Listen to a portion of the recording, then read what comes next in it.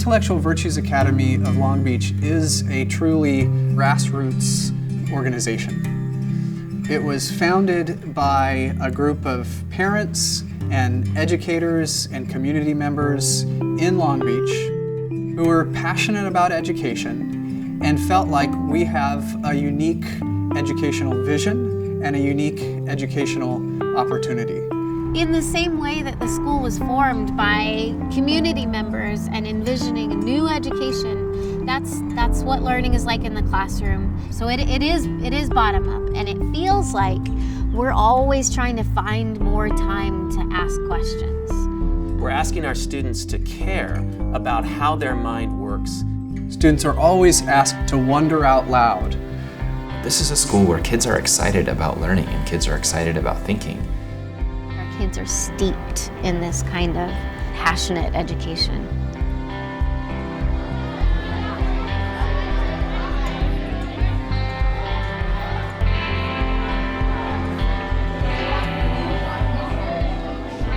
Intellectual virtues are just the personal qualities or the character traits that one needs in order to be a good thinker or a good learner.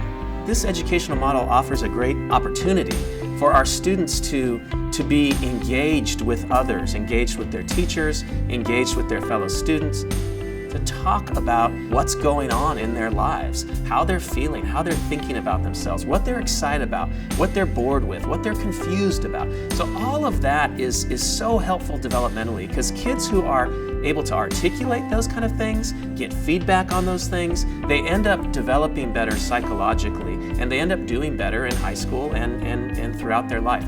What's happening at IVA is not entirely new. Good teaching has always inspired curiosity. It's always promoted imagination and wonder and open-mindedness. I think that a lot of people, when they think of the school, they imagine that in every way it's different from every other school, but in a lot of ways there are similar things. That the students still take quizzes and tests and math, but they also do projects where they write about their thought process. They get one big question that they have to answer that's going to require a lot of in-depth thinking, and they have to write about what their thinking was, and they have to reflect on that process. It's absolutely normal middle school, but with like this college level value for learning. Well, what's most attractive to me about Intellectual Virtues approach to education is how it fits where our students are at developmentally. 6th graders, 7th graders, 8th graders, they're dealing with a lot of identity issues of who they are. Our students are kind of individuating from their parents and from other adults. So they're moving on their own a little bit, but there's a lot of issues that they're trying to navigate internally. And oftentimes those issues don't get talked about. So students meet in groups of 8 for 1 hour per week with an adult advisor, and the advisory program provides an opportunity for them to think and learn and explore with low stakes. There are no grades, and also to do it in the context of a relationship with another adult figure who is interested in them, cares about getting to know how their mind works. We give them the freedom to be curious, to ask questions. In my advisory, we do small experiments where we set up an idea and we ask questions about it, and then we test it. So they get to practice curiosity, carefulness, thoroughness, and that I think is very, very different from what other schools are doing. So it gives them an opportunity to apply some of the language and concepts of intellectual character, intellectual virtues to themselves. IVA is a place where students are allowed to struggle and where a willingness to persevere through struggle is praised and rewarded. We learn probably more from struggle than we do from success. So you got that answer wrong. Let's stop. Let's think about why you got it wrong. Let's how do you feel about getting it wrong? Is struggle okay? Is failure okay? What it takes to be a good student isn't something that you either are born with or aren't born with. If I have a growth mindset, then I believe that what it takes for me to be a good student is at least partially under my control. And if I have that belief, then when it comes to struggling or failure, I don't have to conclude, well, I don't have what it takes. Really taking a problem, taking something that's hard and not giving up and working through it And that's how they grow, that's how they learn, and that's how they change as human beings. There was one student who came to us mid-year from a local public school, and he was labeled himself as a bad math student.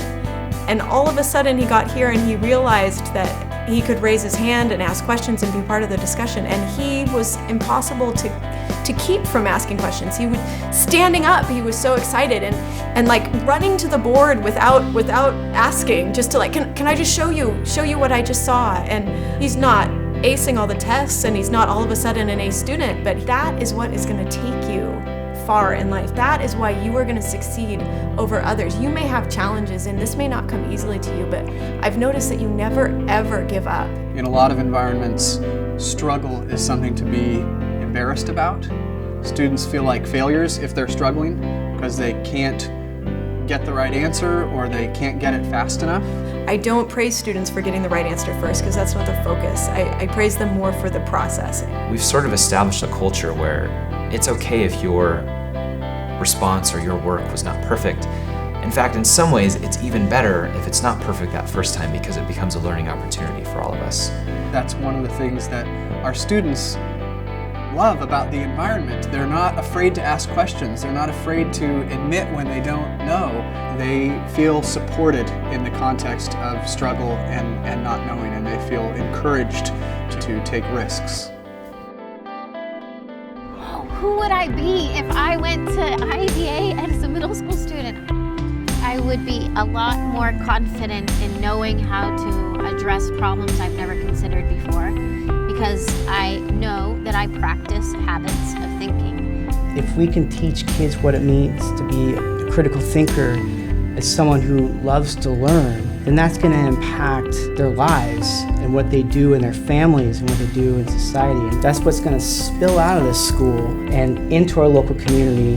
The first week of school, a parent came to me and said, I just want to thank you because my daughter is completely different. And he said that when I asked her how her day at school was, didn't tell me much, but now she's talking about everything she's curious about, and she answers our questions, and she loves learning. We want to equip students to learn and live well. But I think we also want them to leave our school with this kind of sense of wonder and this desire to continue learning.